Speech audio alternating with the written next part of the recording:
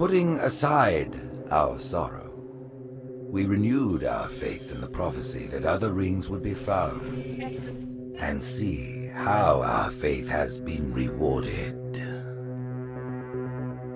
The Covenant used to be the main threat, and it was a MacGuffin in the original Halo series because the real threat was the Forerunner legacy and the Flood itself. The Forerunners have been the source of so much mystery throughout the Halo franchise. It was something that was just fascinating to us. So far it's been a lot of stumbling into their belongings, like we found Halos. And now we found something more, we found the Prometheans.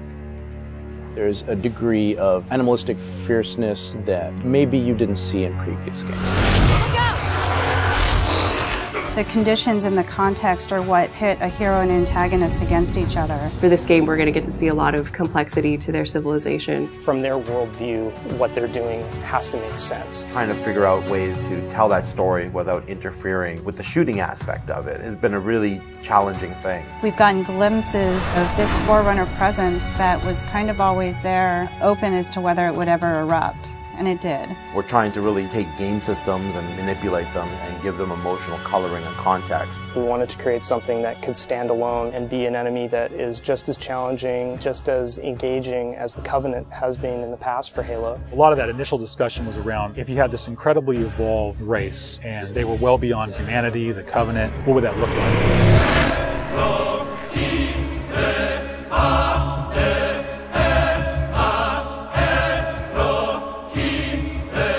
The design process for the Prometheans was intriguing, exciting, and then long and painful process.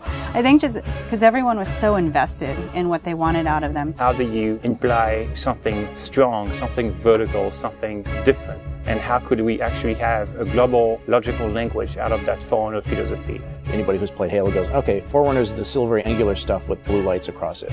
That's really the language kind of in a nutshell. For us it was important to break that, but still find kind of like a mathematical organization. We had to do a very clear separation of style, shapes, colors, right from the start. I think the Knight's been through almost like 15 plus iterations of geometry. This sheet is like very traditional way of doing brainstorming. You just do silhouettes and then we take it and iterate some more and more and more. We didn't want them to look like monsters because they're not monsters. We had a version that looked very demon-y. These things on his back, they would go together and they would like flare out when the player was being spotted. We didn't want the Prometheans to look like robots because they're not robots. A version that looked very thin and spindly. We would see one, it's like, you know, that one looks cool, but it really doesn't convey a commander of the battlefield. We had other stuff where they could clamp on and have these big, hulking, massive armors on top of them that would really change the variant look. For us, it was important to get it into something that people could relate to, which I think is always going to be a challenge when trying to take the Forerunner language and create a character. Making sure that his head stood out, that you could see it, that players had the ability to headshot it. It falls also onto animation. They were able to bring these guys alive and make it feel believable and plausible and still be very fast and lethal. Locomotion didn't look heavy enough at one point, so we scrapped everything and did it all again. The Knight's like 12 feet tall, so if it doesn't feel heavy and menacing as it's walking around and doesn't intimidate the player, then we're not doing our job. There were not a lot of real-life elements that we could take. There are joints there, some of them are not physically connected. They're holed up with the space in between them, which is some of the features that the architecture has, which is big, massive buildings like floating, defying gravity. We wanted to keep some of that mystery and kind of the unknown in the characters as well. We even have the little micro driver arms in here, and then all the way to where you turn these layers off. We have the glowing skull. We thought it would be more of an impact if it's like a sarcophagus. It opens up and it's showing all this aggression. There's certain ways to approach fighting and elite with a group of grunts, and really what we wanted to do was change that up. The Covenant are tried and true. You know what you're going to get out of a grunt, you know what you're going to get from a jackal with his shield, the toughness of elites. Here are the brand new hooks to the sandbox. Prometheans are made up of the Knights, the Watchers, and the Crawlers. One of the big focuses for us in the design of the Forerunners was to have these different enemy classes that would be able to work together. Having this dissection so that when the player went into combat, he's sort of tactically evaluating which order to take guys out. They don't act independently of each other. You put any combination of them together, and the strategy you need to engage with them is really different. There are a variety of Knight classes.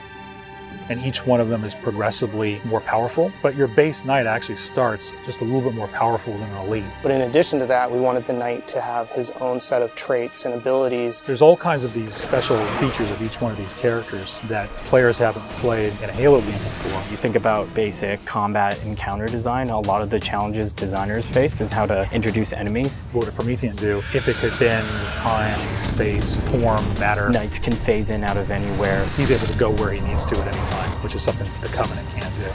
Heads up! Crawlers can walk on walls, walk on ceilings. If a knight shield bursts, crawlers will come rushing at you and try and like melee the player to get more aggressive. These certainly slot into that grunt style combatant. And so there was certainly a want to make sure that we can get a lot of them on screen. If you let too many of them get together, they become a really formidable force. One-off, super fun to take out all together. It's like a pack of feral dogs. Its mandibles, when it screams, will actually separate and float around in the air while it's howling. Animation added so much fresh behavior to this character. It's very exciting. The Watcher is definitely a support class. One of the things we wanted to do with the Forerunner characters was constantly have them mix up their tactics and make the player react to it. The Watcher is able to regenerate knights. One of the things we needed to do when the Watcher design was coming along was make sure that the Watcher would actually fit inside of the Knight. That bursts out and swap to the actual Watcher asset. The Watchers are aware if a Knight's damaged, they'll protect them, they'll catch grenades, so they kind of coordinate their efforts. The Prometheans feel like the most advanced of the bunch. They're able to bring all of their technology and wisdom to the battlefield. With new enemy class comes new weapon class. We literally concepted probably 200 weapons for this game before we settled on the half a dozen that went in. It's kind of like you've got that balance between humans' model of what a weapon's like and the desire to want to try and make something crazy and futuristic. We tried coming up with this perfect mix of stuff that was still relatable. You would still identify a weapon as a rifle or a shotgun or a submachine gun, even though they're almost magical. The Forerunner Scattershot was probably the first one where we really nailed the design on it. Everybody loves the hinge action shotgun, so we tried doing something like that so that the reload animation would be to cock it up and the front half would smash together. Every time you pick up a Forerunner weapon, it forms in your hand. So that sort of kicked off the component of having these guns form around the player. So there's that moment of like, oh, what is this gun? What does it do? And then when it comes into shape, it's kind of immediately identifiable. What makes the Forerunner weapons distinct is that usually they have dual purpose. So for instance, from the bolt pistol, you can charge it up and have something that's equivalent to almost like a shotgun blast. In the case of the light rifle, we actually experimented with doing dual firing modes. We tried to make it so that it was the best of both worlds with a BR and a DMR. It works like the battle rifle when you're not scoped. That has a little spread, has 3-shot burst, and it works like the DMR when you are scoped, so it's like a mini sniper rifle in a way. It actually changes to a different firing mode where the projectiles are stronger. One of the big things that we really focused on for them was making sure that the weapon doesn't just feel like a chunk of metal, but that it actually has glowing energy that's flowing through the gun, going down the barrel, so that everything is very full of life. The moment where all the Promethean effects really started to click the most was when we started showing the dissolve whenever you kill a knight. That was really when we started to feel, yes, this is something cool, this is something unique, and something that we haven't really seen before. This is an early prototype of the Knight E-Res. As the sphere expands, you see the particles are birthed, and everything in the red region you see will be the crack and the erode. When you shoot and kill the knight, the actual point on the body where you did the damage is where the dissolve starts. So if you shoot from his foot, he will de-res from the point of his foot up. The end result, when we blow up a knight, they dissolve, proving that the technology works.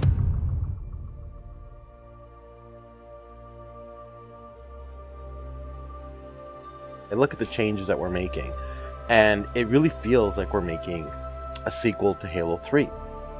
And that's exactly what we're setting out to do. We have the Covenant from previous games. We have the UNSC. We had all these things to take from, like, all right, we can make a new take on this, but we had zero information to some of this Forerunner stuff.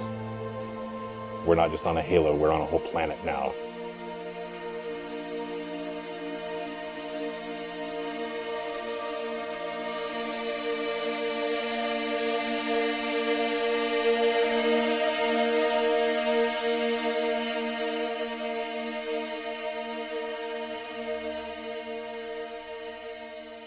We're not just threatening one corner of the galaxy, we're threatening everything.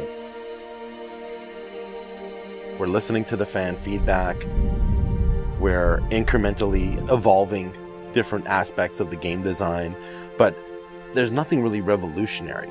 And I think that's important, because I think really good design is evolutionary, not revolutionary. And I think at some points we got in our heads with this game that we're just going to make another Halo. I don't think that's what people want. They may think they want that, but what they really want is something that speaks to the things that they love, but then provides them with something new.